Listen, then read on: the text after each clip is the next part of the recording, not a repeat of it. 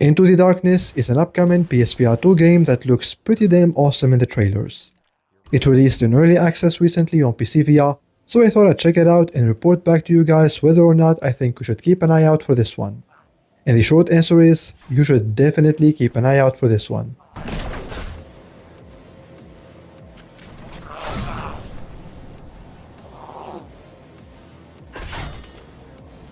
Developed by Cosmos Games and Nine Lives, Into the Darkness is a sci-fi physics-based first-person shooter that has both a story mode and a sandbox mode in which you can do whatever the hell you want.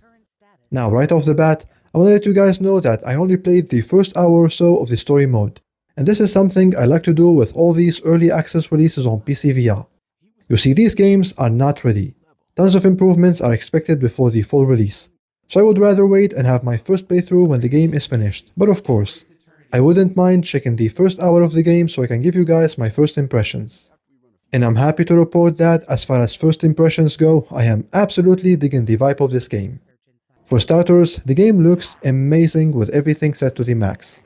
I played it on PSVR2 using the official PC adapter, full resolution, 120 FPS native, and it's a feast for the eyes, guys. Seriously, it looks incredible. The thing that stood out to me the most is, unlike most VR games, this one doesn't show any aliasing issues. The image looks very stable. But also keep in mind that I used the LAA, the holy grail of anti-aliasing techniques, so hopefully the experience will be similar on PS5, especially on PS5 Pro. But yeah, in terms of visuals, no complaints whatsoever. I do have a few complaints, however, on the performance side of things, as the frame rate was inconsistent most of the time. But obviously this is early access, so this is expected. But let's talk about the game itself. Simply put, the gameplay is awesome. There are multiple unique gameplay mechanics that differentiate this one from the rest.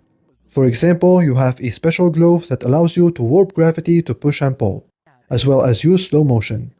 You also have a hacking device that you can activate simply by placing your hand close to your ear. This device scans your surroundings and helps you find your way around levels, or find the weapon you dropped in the snow by mistake. And by the way, you should not be dropping anything by mistake, since the game lets you place your items wherever you want on your body. You just have to place your slots in the positions that feel comfortable to you, et voila. I feel like this is a feature every VR game should offer, to be honest. It is such a game changer to be able to place your items where you want, and not where the developer wants, in my opinion. And of course, you also have a backpack for all the extra stuff. Another neat trick is that in order to hack computers or doors, you have to literally pull out a hacking cable from your left inner wrist and plug it into the cable slot on the device. And whenever you want to check out the blue AI chick or whatever for some reason, you can do so by turning your hand over palm up. And look at that, her hair actually jiggles. I should also mention that there are crafting stations allowing you to craft weapons, ammo, and healing injectors using a resource called Luma, which you collect by killing your enemies. And thank God for these crafting stations, although the developer says there aren't as many in the game, because ammunition is very scarce here, and you really should prioritize melee combat over ranged combat whenever possible. Speaking of combat, it is fantastic. The physics-based combat is awesome. You can tear apart those poor robots however you like, which I must say in the first hour of the game they don't feel threatening at all. I mean, they're throwing stones at me for f***'s sake. I kinda felt bad for destroying them. It's not a fair fight.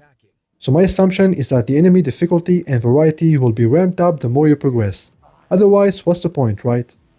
The climbing is on point, the jumping is on point. I liked how traversing the environment can be a challenge in itself, whether it's because of the wind or the floor is about to collapse.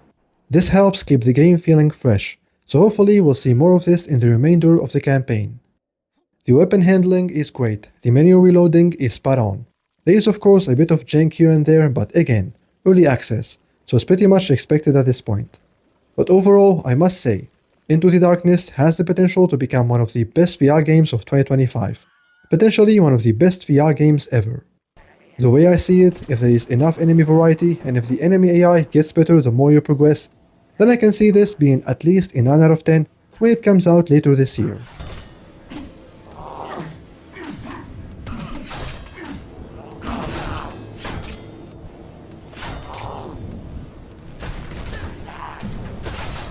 And yeah, that's gonna have to do it for this video, guys. Thank you for watching, and remember, for more VR news, reviews, and discussions, make sure you stick with MBG.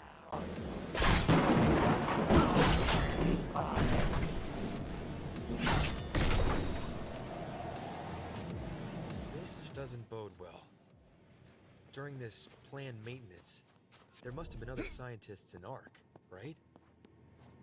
According to my data, all human personnel are scheduled to leave before agent.